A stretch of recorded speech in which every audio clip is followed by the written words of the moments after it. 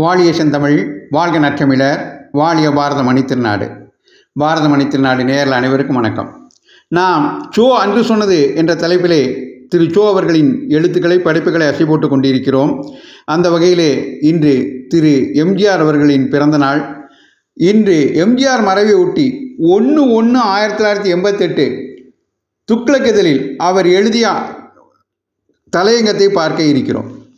திரு எம்ஜிஆர் என்று தலைப்பு கொடுத்து எழுதியிருக்கிறார். அசாத்தியமான மனோதிடம், பரிபூர்ணமான தன்னம்பிக்கை, தன்னை நாடி வந்தவர்களுக்கு உதவும் தாராள குணம், இவை எம்ஜிஆரின் குணாதிசயங்களாக திகழ்ந்தன. என்னை போல் அவருடைய அரசியலை ஏற்காதவர்கள் கூட அவருடைய இந்த குணங்களை கண்டு வியக்காமல் இருந்ததில்லை. தன்னுடைய சொந்த வாழ்க்கையிலும் சரி, சினிமா துறையிலும் சரி, அரசியலிலும் சரி, சோதனைகளையும் நெருக்கடிகளையும் சந்தித்த போது சோர்ந்து போய்விடாமல் அவற்றை கடந்து வரக்கூடிய தன்மை இந்த குணாதிசயங்களால் தான் அவருக்கு கிட்டியது என்று நினைக்கிறேன்.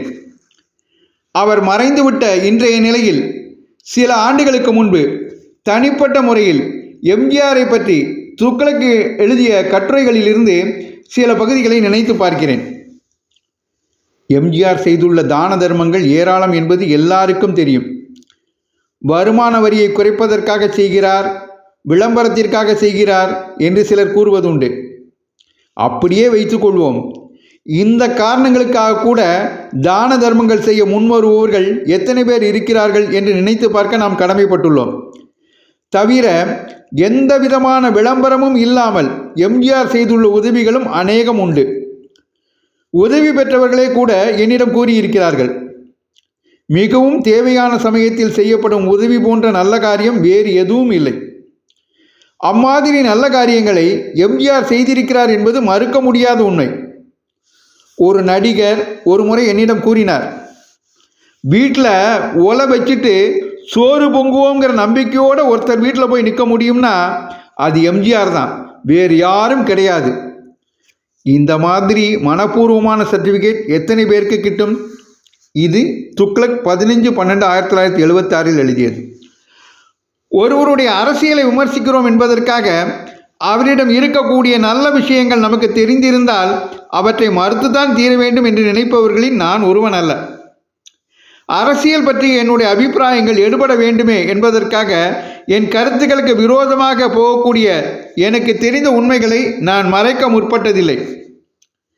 எம்ஜிஆரின் அரசியலை பற்றி என்னுடைய கடுமையான விமர்சனம் தொடர்வது வேறு விஷயம். ஆனால் தனிப்பட்ட முறையில் அவரிடம் உள்ள சில நல்ல குணாதிசயங்களை எடுத்து சொல்ல நான் தயங்கவில்லை. இது துக்ளக் 1/7/78 எழுதியது.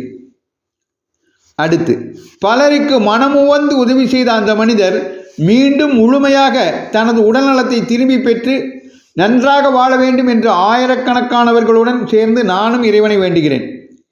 எம்ஜிஆருக்கோ தான் செயல்பட்டு காட்ட வேண்டும் என்ற துடிப்பு எப்போதுமே அதிகம்.